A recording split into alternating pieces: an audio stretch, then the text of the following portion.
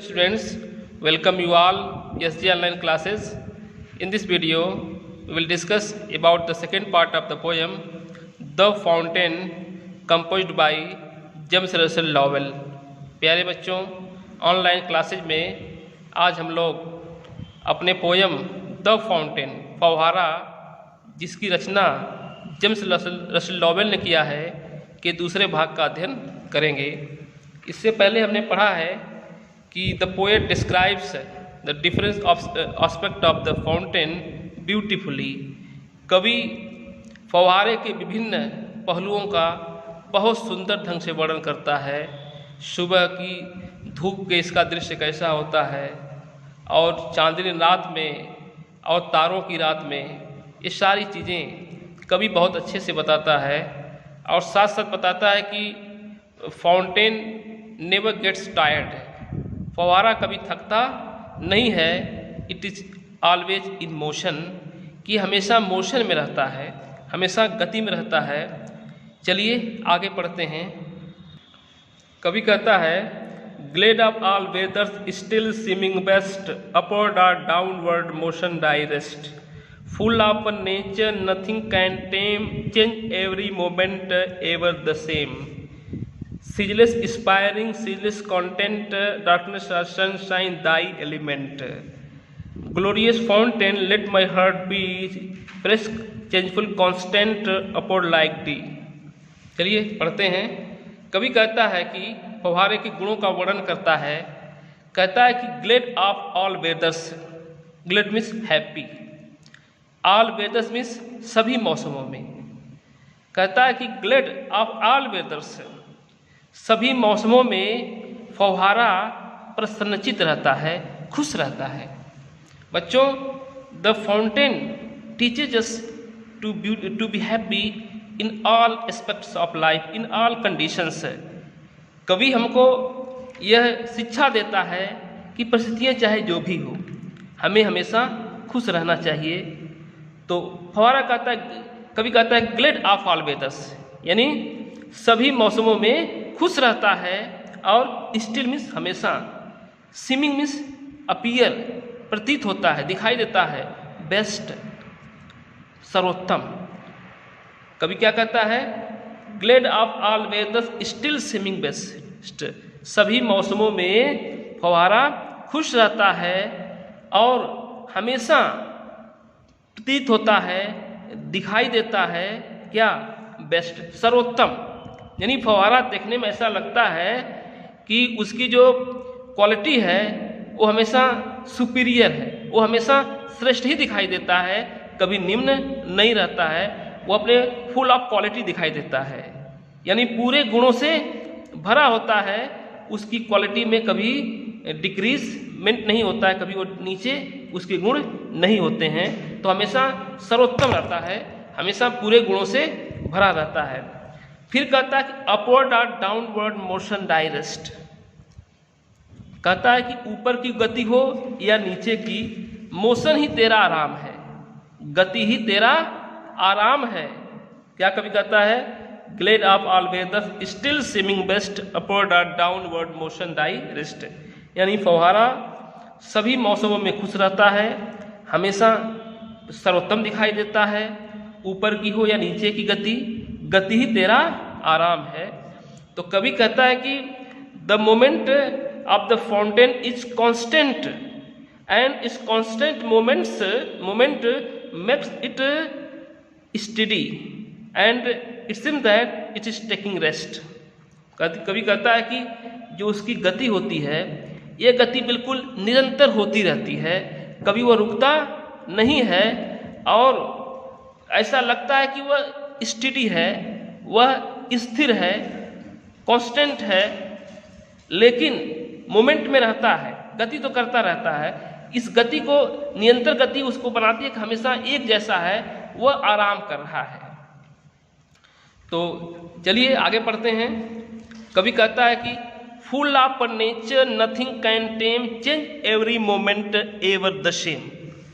फव्वारा जो होता है फुल ऑफ नेचर, अर्थात फुल ऑफ नेचुरल एनर्जी, प्राकृतिक ऊर्जा से भरा होता है, प्राकृतिक गुणों से भरा होता है और नथिंग कैन टेम, उसको कोई टेम नहीं कर सकता, उसको कोई कंट्रोल नहीं कर सकता।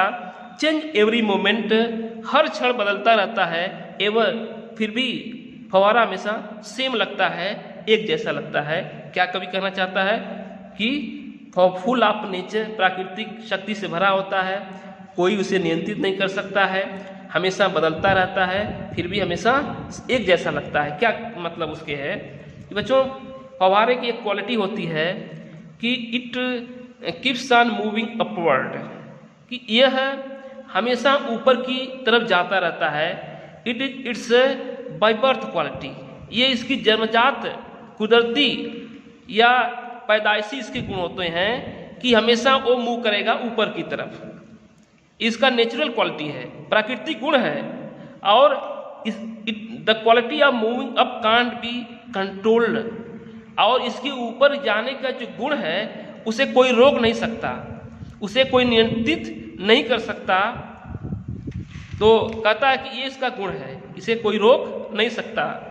और चेंज एवरी मोमेंट, जी इसका जो चेंज होना, यानी fountain is changeable in every moment, और हमेशा वह चेंजेबल रहता है, हमेशा परिवर्तनशील रहता है।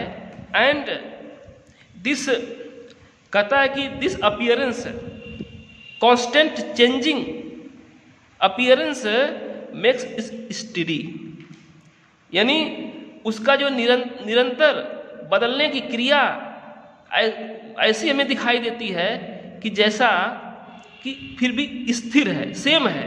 हालांकि वो हमेशा बदलता रहता है, लेकिन इतना लगातार बदलता रहता है, हर सेकंड बदलता रहता है। यह क्रिया हमको लगातार देखने पर ऐसा प्रतीत होता है कि फव्वारा बिल्कुल स्टॉप्ड है, रुका हुआ है, चल नहीं रहा है, मूवमेंट उसमें कोई नहीं है, स्थिर है।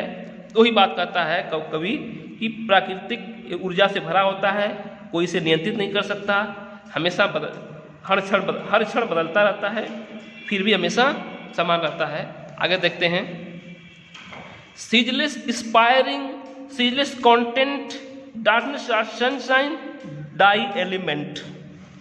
सीजलेस, सीज मतलब होता है रोकना, लेस मतलब बिना, बिना रुके, अर्थात विदाउट स्टॉपिंग, बिना रुके, विदाउट पॉज, बिना रुकावट के, अनब्रोकन, बिना रुकावट मतलब अनब्रोकन, लगातार, कंटिन्यूसली, लगातार, एस्पायरिंग, क्या करता है, एस्पायर करता है, इच्छा रखता है, क्या, ऊपर जाने की, यानी हमेशा वह ऊपर जाने की इच्छा रखता है, हमेशा ऊपर जाता रहता है। सीजलेस इंस्पायरिंग एक खासियत होती है कि फव्वारा निरंतर, कंटिन्यूअस ऊपर की तरफ जाता रहता है। और दूसरी चीज क्वालिटी है सीजलेस कंटेंट, वो हमेशा कंटेंट में सेटिस्फाइड, हमेशा संतुष्ट रहता है।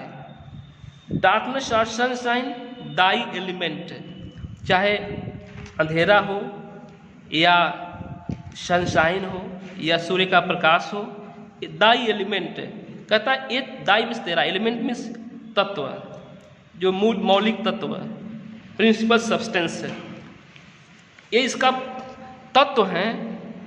अंधेरा हो या प्रकाश हो, ये इसके पार्ट हैं, पार्ट ऑफ लाइफ है, जीवन के अंग हैं, इससे कभी घबराता नहीं है। क्या कभी कहता है, सीजलेस इंस्पायरिंग सीजलेस कंटेंट, यानी फव्वारा हमेशा ऊपर की ओर, मूविंग अपवर्ड, ऊपर की ओर हमेशा जाता रहता है, और हमेशा सेटिस्फाइड रहता है, और हमेशा संतुष्ट रहता है। अंधेरा हो या धूप हो, यह तेरा अंग है। तो क्या कभी कहना चाहता है, क्या हमको सीख देता है, इसकी क्वालिटी है कि वह निरंतर एम्बिशियस होता है, वह हमेशा आगे बढ़ने की महत्वाकांक्षा रखता है। लेकिन इसकी दूसरी क्वालिटी है कि वह सेटिस्फाइड भी होता है, यानी जितना ऊपर जाना होता जा लेता है, उससे वह सेटिस्फाई होता है कि मैं अपने लक्ष्य को प्राप्त कर लिया, संतुष्ट भी रहता है। ये दोनों क्वालिटी यहाँ कभी हमको बताया है। और ये सब उजाला और अंधेरा इसके पार्ट ऑफ लाइफ हैं, इसके जीवन के अंग हैं, इसके तत्व हैं। तो बच्चों हम आगे चलते हैं। हमको समझ में आ जाना चाहिए कि कभी कहता है कि फव्वारा हमेशा ऊपर की ओर चलता रहता है, हमेशा संतुष्ट रहता है, अंधेरा हो या धूप हो या सूर्य की रोशनी हो, ये तेरा अंग है, ये तेरा तत्व है। ये जो इसमें क्या है हम देख सकते हैं कि इन लाइनों में राइमिंग वर्ड हम देख लें तो यहाँ पर glad of all weathers still seeming best upward and downward motion thy rest. तो best and rest are the rhyming words. Full of nature nothing can tame change every moment ever the same. Tame same are the rhyming words. Ceaseless inspiring ceaseless content darkness or sunshine thy element. Content and element are the rhyming words. ये लाइनें बच्चों बड़ी important है। इसमें कवि address करता है, कवि फव्वारे को संबोधित करता है कि glorious fountain, glorious means magnificent, शानदार फव्वारे। कहता है कि ऐ शानदार फव्वारे, ग्लोरियस फाउंटेन, ऐ शानदार फव्वारे, लेट माई हार्ट बी, मेरे हार्ट को भी, मेरे हृदय को भी, मेरे दिल को भी बना दो। कैसा? फ्रेश, स्वच्छ, ताजा, चेंजफुल, परिवर्तनशील, कांस्टेंट। इस क्या? कांस्टेंट मीन्स स्थिर।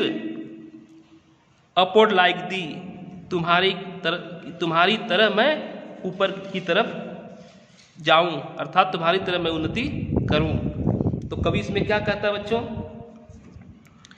कहता है कि संबोधित करते हुए in this lines the poet addresses the fountain and he wishes to have the quality of the fountain.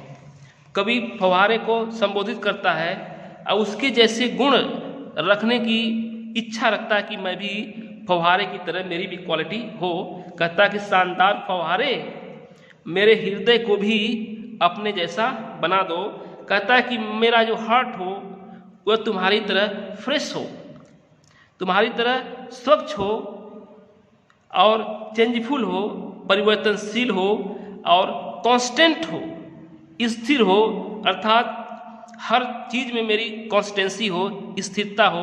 अगर मैं तरक्की करूं तो मैं निरंतर, इसमें निरंतरता रहे, स्थिरता रहे तरक्की करने में। ये सारी बातें कहता है। अपवर्ड, मैं तुम्हारी तरह और ऊपर की तरफ जाऊं, मैं तुम्हारी तरह प्रगति के रास्ते पर जाऊं। तो राइमिंग वर्ड्स बी दी। तो बच्चों इस प्रकार कवि फव्वारे जैसे बनने की इच्छा करता है। I hope you will learn the poem well. आशा करते हैं कि इसको अच्छे से आप पढ़ेंगे, याद करेंगे और इसको मेमोराइज भी कर लेंगे।